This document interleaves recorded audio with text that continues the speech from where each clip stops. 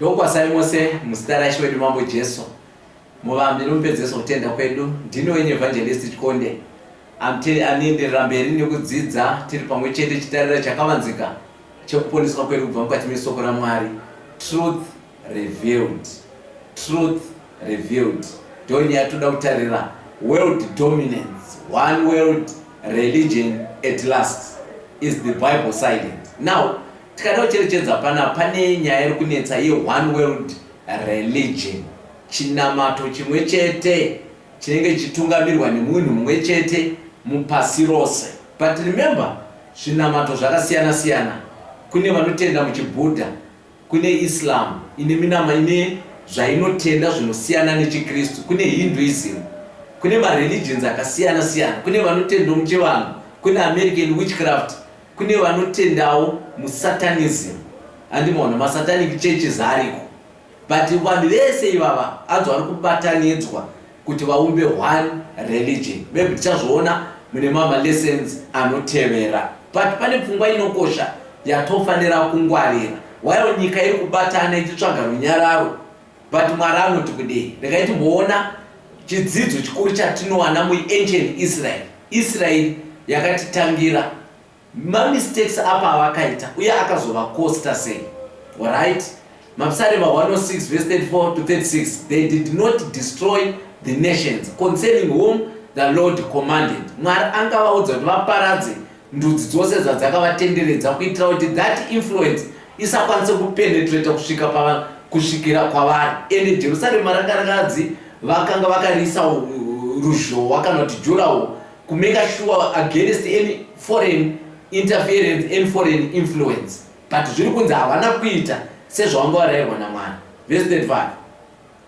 But were mingled among the heathen and learned their works. Vakabva vavhengana nemamwe marudzi ndobva vatanga kudzidza tsika dzemarudzi iwayo. Vamwari vainamatwa nendudzi idzodzo nekanamatiro kavaiita. Israeri yakabva yadzidzawo futi. Panapa maKristu ari kuti ada kubatana nemareligions ose vaite chinhu chimwe chete. But hapana danger here yekuti maKristu achavhengana mukati medzidziso dzisiridzo dzakataurwa neBhayibheri, nekuti already zvinamato zvagara zvakasiyana. Vanhu vanamata zvakasiyana siyana. For example, maHindu vanoti ivo vane more than 1 million gods mukati menyika yavo vavanotenda kwavari. Then tobatana navo toumba chinamato chimwe chete. Hatigoni kuzoita dambudziko serakasangana naIsrael. Zvamufanira nemaintermarriages. Unogona kuroora munhu asiri kutenda mumwe chete nesu. But hapana danger here yekuti unogona kupedzisira wateera dzidziso yemunhu iyeye kana kunamata vamwari vake. Saka Israeri yakagara yakaudzwa naMwari izvozvo hazviitwe. Verse 36. And they served their idols which were a snare unto them. Muri kupaona vavhengana nemarudzi aya, vakuteera tsika dzevanhu ava, vakunamata vamwari vendudzi idzi. Alright. Pane pfungwa inokosha ndoda kuti tionesane panapa. After Second World War 1948 pakareizwa World Council of Churches ku Amsterdam, Netherlands. Yakalaunchwa World Council of Churches vaine hope yekumba one world religion. 1945 vakamutsa United Nations muna April. Vaine hope yekuti one day nations ese anofanira kubatana kuumba one world government. Zvinova zvinhu zvavakachibva pari zvino. But now regaitione launch yakaitika pamusoro peWorld Council of Churches. Maybe tozobata mamwe ema-issues ekuti hapana danger here mukati mekuti chinamato chisangane nesome of these things. Regai tinzwe pana. Unity, peace and justice among all the peoples of the earth. Set in the international section of the city, the Ecumenical Center was built in the mid-1960s by the World Council of Churches, a global fellowship of Christian churches, to house its central offices as well as other church-related organizations and agencies acting out of care and concern for the world and its people. After years of preparation stretching through the Second World War, 147 founding churches established the World Council at its first assembly in Amsterdam in the summer of 1948. By the work which you have just given, the World Council of Churches is constituted and established. Early offices were in a Swiss villa near downtown Geneva.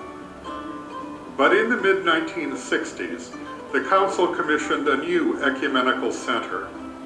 The vision was to offer an ecumenical space in which like-minded people and agencies could work and plan together. Neighboring agencies include United Nations offices, the International Labor Organization, the High Commission for Refugees, and the World Health Organization.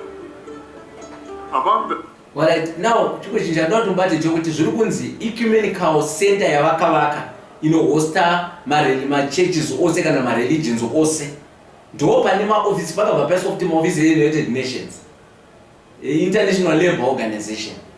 Then also ndo pakabva paiswa kuti ma-offices United Nations ne-World Health Organization. Ani murubabata. Then wobva wanyatsoona kuti pane agenda hombe yekushanda pamwe chete kwaizotariswa United Nations, International Labour Organization, because remember buying and selling iri kuuya, vanhu vachadzingwa mabasa kune zvakasiyana-siyana sezvo zvamakona zvichiitika madhezi eCovid. Saka vanhu ava vari kuratidza kuti Church, United Nations, Labour Organization, World Health Organization, maofisi avo ari pamwe chete kureva kuti vari kushanda pamwe chete collectively kuachieve a certain agenda. All right, the guidance. The 36 organizations sharing space in the Ecumenical Center are the World Student Christian Federation, the ACT Alliance, and the Lutheran World Federation. The grounds of the Ecumenical Center are gently landscaped and feature pleasant gardens, memorials to former Christian movements and leaders. These segments of the Berlin Wall, a gift from Germany to the Conference of European Churches. A Swedish sculpture from the Fourth Assembly of the World Council of Churches at Uppsala in 1968. In all... Ani murubabata. Saka nemamazwi taone susu 1948 World Council of Churches yakalaunchwa ku Amsterdam ku Netherlands. Vailauncha some years down the line. Regaitinzwe kuti chii chavakanga vakutaura, regaitone event yakaitika muna year 2000 tiri kujamba pakati pesamba because history yakareba tikaipedze yose. Teeresa imunzo. Liberal organizations, including the United Nations, are pursuing the development of a one-world religious organization. Today, on the United Nations' 55th anniversary, CBN News reporter Wendy Griffith takes a look at what's behind this push for a global religious voice. After a while, the drums, chants, and prayers representing many of the world's leading religions all started to sound alike, somehow losing their flavor in a melting pot of spiritual soup. The first ever Millennium World Peace Summit of religious and spiritual leaders took place at the United Nations in August, and some believe it marked the first major step toward a movement to usher in a global spiritual body that may one day speak for all religions. Robert McGinnis with the Family Research Council says it appears the hidden agenda is to unite people under one religious organization so they will peacefully accept UN goals such as population control, abortion rights, and one world government. Ani murubabata. Samkano cherichedza to year 2000 vanga vakutonachiva goal ravo. United Nations ichipusha for a one world religious organization. Maonero kuti waipa ecumenical center yavakavaka ne-United Nations vaivepo kuroti they are working together vanoona achieve one goal. You see? Zvikanzi chavari kuitira zvido zvokuti panofanira kuita a religious body ne-leadership inotaura yakamiririra ma-religions ese kuti pave ne-order kuti whatever United Nations chaida kuti chiitwe, that religious body ine leadership yajo inotaura yakamiririra vamwe zvinamato zvose. I mean, murubabata. Alright, regaitone zvakazoitika May 2014 kuratidza kuti goal ravo rakabva raachievwa. Ngatinzwe. Religious leaders from close to the 500,000 religions across the world congregated in South Korea's capital, Seoul, under the umbrella of the World Alliance of Religions Peace Summit. The summit sought to examine the purpose of religion in the wake of conflicts related to religious differences occurring in various parts of the world. We have forgotten our role. I want to remind the spiritual leaders, you are the power, you are the peace. Remember your role. Rituals were there to make us spiritual, and the spirituality is that we all are one. So our problem isn't with religion. Our problem is with the extremism. Extremism people who understanding the religions in the wrong way. If you obey not God, but other spirits, wrong things can happen. We need to be the stepping stone, the foundation for all mankind to achieve world peace. The hallmark of the Peace Summit was the signing of an interfaith agreement to unite the various religions across the world. The agreement requires religious leaders to unite in preaching religious tolerance and foster peace. You can leave your agreements on the table, face down, and hold hands together. Yes, thank you very much.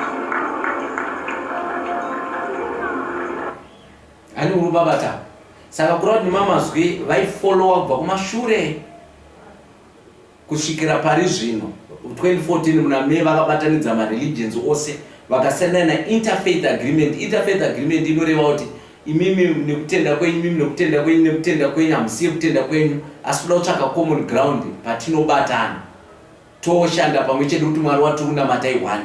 Tinongoenda nenzira dzakasiyana siyana unosvika ikoko. Imimi nyange makashandisa nzira ipi, imimi nyange makashandisa zvidhori, nyange makashandisa zvifananidzo, nyange makashandisa ana Mwari hope, but still tese tikunosvika panzvimbo 1.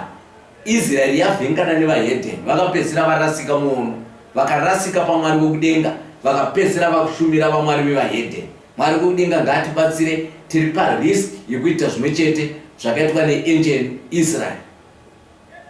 Zvakazarurwa 18 verse 4. And I heard another voice from heaven saying, come out of here, my people, that ye be not partakers of your sins, and that ye receive not of your plagues. Bible panapa riri kuti budai mariri vanhu vangu, murege kuwadzana naro pazvezvaro, mugorega kupiwa madambudziko avo. Kureva kuti nyika yose pari kubatana muzvinhu izvi, mareligions achibatana ine kutenda kwakasiyana siyana, Mwari ari kuti kubatana ikoko idiscord, chikonzero, because vamwe vacho havatotendi kuti Jesu inzira inotisvitsa kuna Mwari. Vamwe vacho havatotendi, vanototi Mwari anomirirwa nezvidhori zvavanonamata, zvinova zvinorambwa naExodus kuti usazviitira mufananidzo. Hapadikanwa, time is very short. Jesu wapedwa nekuuya. Kana kune time yatofanira kugadzirira kuuya kwaJesu more than before, more than any other time before, this is the hour. Mwari wekudenga akuropafadzei, Mwari wedenga akukomborerei pamuchafungisisa pamusoro peupenyu hwenyu, pamuchafungisisa pamusoro pemeseji. Tigadzirire kusangana naJesu nekuti apedwa nekuuya. Ngatirege kuvarairwa, time hapana. Ndini evangelist Chikonde antaura kwamuri nguva dzose. Don't forget to subscribe, like ayo mavideos edu, tendere mberi neproduction. Remember, time yatinayo ishoma. We are 11th hour laborers. End time soon, history will close. Mwari wekudenga akuropafadza kukomboreri. Tichada kuona kuti alright, mareligions ayabatana zvichafamba sei panext step yatakuenda. I think watch for the next lesson ichauya ichange ichiburitsa nyaya iyoyo. Mwari wedenga akuropafadzei. Lift up the trumpet and loud it, let it ring. Jesus is coming again. Ndakusiya muchiteerera, ridzai tsori nenzwi guru. Until we meet again, ndini wenyu evangelist Chikonde. Bye bye. That's it now.